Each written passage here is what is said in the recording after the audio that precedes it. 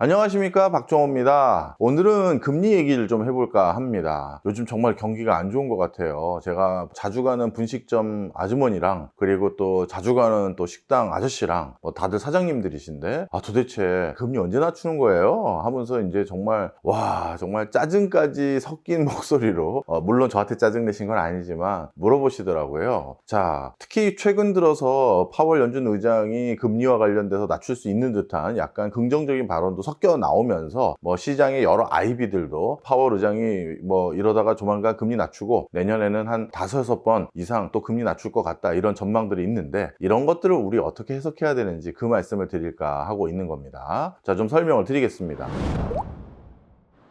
먼저 아이비들이 그동안 미국 연준에서 금리 낮출 거다라고 해서 예측했던 것들을 우리가 한번 다시 되돌려 볼 필요가 있을 것 같은데요. 미국의 투자은행들인 아이비들은 적어도 2023년 하반기부터는 본격적으로 금리 인하가 단행될 것이다 라고 전망했던 바 있습니다. 하지만 실제 2023년도 하반기 돼서 금리 인하 기조는 우리가 확인할 수가 없었죠. 뿐만 아니라 2024년도 초창기에는 미 연준에선 금리를 적어도 한 3-4번 이상, 그리고 많게는 6번 가까이도 낮출 수 있다라고 전망을 했었습니다. 하지만 실제 아직까지 지금 방송일이 7월 달인데요. 7월까지 한 차례도 금리를 낮추지 않았었습니다. 그러면 아이비들의 전망과 달리 연준은 왜 실질적으로 금리를 잘 낮추지 않는 것이냐, 이제 이 부분에 대한 이해를 좀 하셔야 되는데요. 저도 공공기관에 재직해 본 경험이 있고 사실 제 커리어의 상당 부분이 공공기관에서 있었다 보니까 제가 약간 공공기관 종사자들의 마인드를 좀 아는데, 공공기관 종사자들은 보수적인 의사결정을 할 수밖에 없습니다. 예를 들어서요, 지금 연준위원으로 활동하는 사람들 태반이 자신이 연준위원으로 어느 기간 동안 활동했는지가 당연히 역사에 남는 거고요. 파월 연준 의장마저도 당연히 그럽니다. 그런데 지금 현재 본인들이 주어진 숙제는 물가 상승률을 2%에 맞춰서 관리해라, 이게 주어진 숙제인데 그 2% 아직 찍지도 않았는데 이제 점점 물가 상승률이 낮아지고 있으니 곧 2% 되겠네요, 이런 잠정적인 어떤 짐작 또는 나름대로의 추론, 이런 것만 가지고 금리를 덜컥 낮췄다가 그러다가 갑자기 다시 물가가 오르기 시작하면 정말 머쓱해지는 것이고요. 자칫 잘못하면 그해 연도의 연준위원들은, 그 임기 동안의 연준위원들은 물가도 잡지 못한 연준위원들이라는 역사적인 멍해까지 다 짊어져야 되는 것입니다. 그러다 보니까 본인들에게 주어진 다른 숙제 없다고 봐도 과언이 아니거든요. 연준위원들은 물가 관리해 주세요, 이게 부여받은 업무의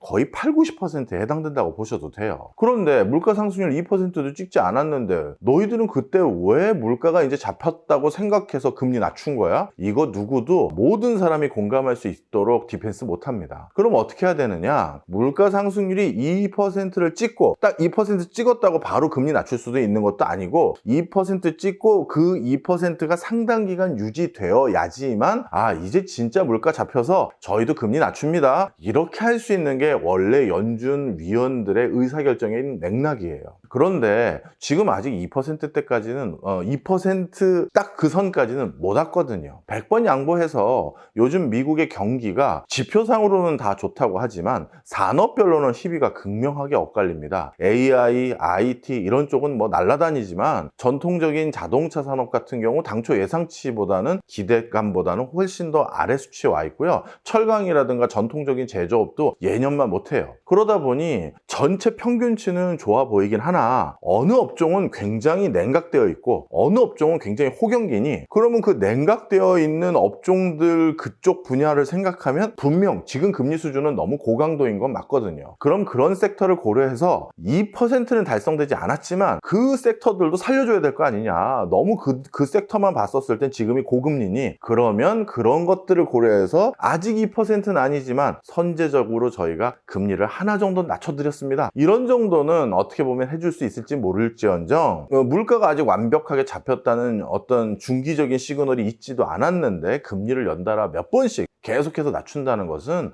사실 기대하기가 좀 어렵습니다.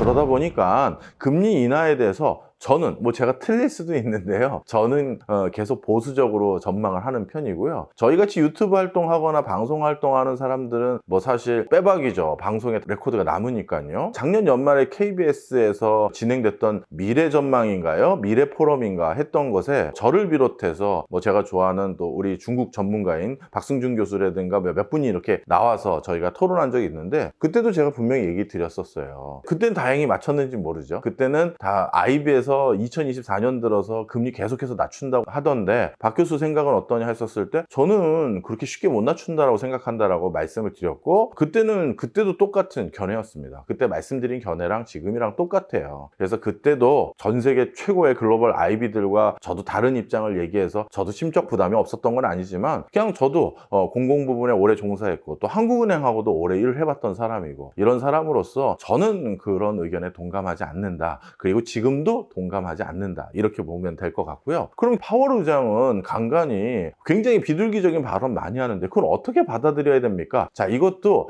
공공기관에 재직해봤던 제 입장에서는 이렇게 해석이 되는데요. 파월 의장이 비둘기파적인 발언을 했었던 순간하고 매파적인 발언을 했던 순간을 잘 구분해보면, 매파적인 발언을 했었을 때는 공식적인 연준의 회의가 끝나고 난 뒤의 스피치와 그리고 연준 회의록을 기반한 스피치, 이런 것들을 했었을 땐 되게 매파적이었어요. 하지만 본인이 비둘기적인 발언을 많이 했었을 때는 언제냐? 미 의회에 가서 발언하거나 아니면 어떤 특정 언론하고 개인적인 인터뷰를 했었을 때, 이때는 비둘기적이었어요. 자, 무슨 소리냐? 우리 연준 의사록을 기반으로 해서 발언하는 것은 이거는 역사에 남는 거예요. 그때 어떤 의사록을 기반으로 연준 의장이 뭐라고 스피치했다, 이런 건 계속 역사적으로 남는 거고, 경제학 박사 따겠다는 사람들 중에서는 그 연준 의사록 미국 연준 사이트 들어가면 나와 있습니다. 전문이 있어요. 그것만 보고 그걸로 논문 쓰는 사람들도 천지예요. 그러다 보니까 거기선 지극히 개인적인 허튼 소리나 지극히 개인적인 바램을 함부로 섞을 수가 없습니다. 그래서 연준에 남는 공식적인 발언들은 굉장히 진중하고 어찌 보면 연준 전체 위원들의 컨센서스가 같이 반영된 발언들이고요. 미국 의회에 가서는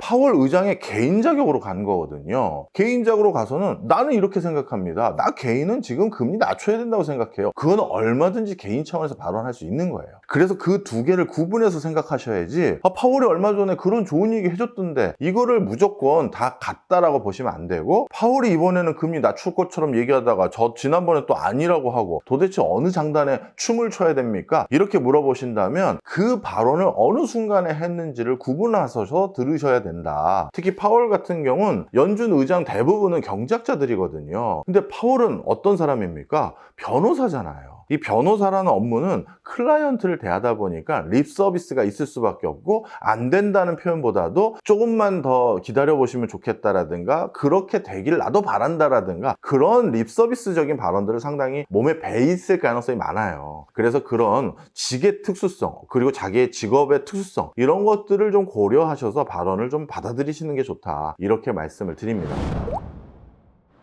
그래서 결론을 말씀드리면 올 하반기까지는 우리나라를 비롯해서 연준이 한 차례 금리 인하해주면 이건 꽤 많이 배려한 거다. 시중에 지금 고금리로 어려운 사람들 배려 꽤 많이 한 것이고요. 연달아서 금리를 계속 낮추는 걸 기대하기에는 아직까지 물가가 잡혔다라는 확정적 시그널은 없기 때문에 부담감이 꽤 클 거다. 이게 요지입니다. 좋은 소식 못 드리고 금리 인하 기대하시는 분들 많으실 텐데 그렇지 못해서 죄송하고요. 하지만 내년 상반기부터는 또 달라질 수 있는 여지가 있으니까 그때까지는 좀 우리가 버티면서 금리 인하를 기다려 보시면 어떨까 하는 마음입니다. 오늘은 여기까지입니다. 고맙습니다.